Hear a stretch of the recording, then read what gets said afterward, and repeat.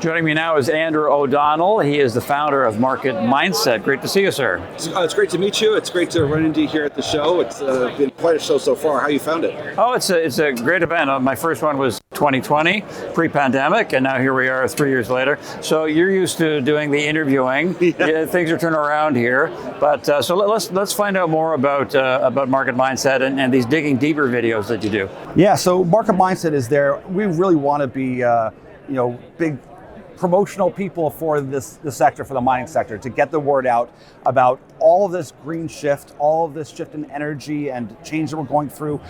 It stems from this foundation of mining, and that we need to be very critical of it, but that we can do it surgically, we can do it properly, and if it's well funded and well understood, we have a system of regulation involved here that Canada could really lead the way and become a world leader. So based on the mood you're feeling here at VRIC and getting from other people that you're talking to, as you look into 23, from a macro perspective, we seem to be in a deceleration mode, basically. There's a lot of uncertainty. What are you picking up on? I would certainly say it's going to be a challenging year for a lot of people, but because our thesis is this foundation is mining, the mining sector is quite small, like if you look at Apple.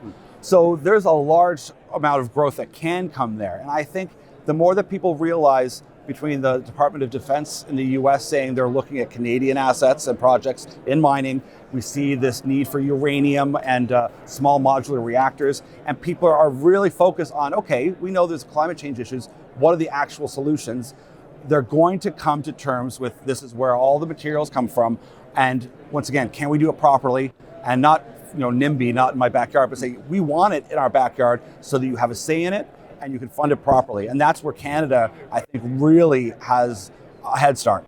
So when you're looking at sectors, Andrew, and ideas as well, would you say it's predominantly uranium and lithium looking the best right now for the next year or so, or other areas? Yes, I mean, copper as well. Copper is such a foundation moving forward. We also like interesting ones, like we are with like gas companies as well, so helium and noble gases. Of course, hydrogen, we're going to hear a lot more about that, and we're starting to hear it. Nuclear is going to play a big role. Once again, Canada with the Athabasca Basin has such a wonderful, rich resource up there as well. So there's a lot of interesting ones as well as the obvious. The battery energy metals ones are coming to fruition, and people see the lithium, but we also like some unique ones that people aren't thinking about. So do you have any names for us that intrigue you? Sure. Well, I will say one, it's Fission 3.0, which I think they've had some great results, and we're looking forward to them moving forward. So they're now F3 uranium, as you probably know. Yes. So that one we're keeping a close eye on. Desert Mountain Energy is one that we love. It's a helium, hydrogen, and the noble gas one. They'll have their plant, it's commissioned, it's up and running. They're in a 90-day period. So we're looking forward to some production numbers out of that. And once again, we look at interesting things like salt as well. But I think if you're focused in on some precious metals with the interest in gold, but also this basis of copper and battery energy metals, there's a lot of great choices out there. Lastly, Andrew, you talk to a lot of CEOs. So when you come away from interviews, would you say that, like I feel as well, that I say 95% of these people, they're smart, they're educated, they're working hard, and sometimes you get a certain body language, you really think of that guy or gal is a CEO. Sometimes you don't. So how do you sort of balance that? Well, one of the great things with having a relationship with Red Cloud and having to dig deeper is that we get to talk to so many of these present CEOs and people at the companies.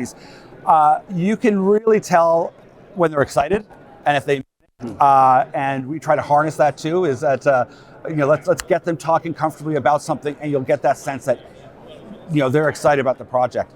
Now, of course, not everyone is dynamic on film, but most of the people here, I can say with certainty, are working on strong projects. They're really going for it. They've got good budgets. They're doing it in a regulatory framework, and they care about the environment. This notion that miners don't care about the environment, they're just digging holes and tearing apart the earth, that's furthest thing from the truth. Most of them live in Vancouver, a lot of them. They love hiking, they love being out in nature. So I think when people see that side of people and management, we don't do a great job of promoting as an industry. I think when they see more of that, they're going to be pleased. Great to see you, Andrew. Thanks so much, Mark. Good stuff. Andrew O'Donnell, founder of Market Mindset.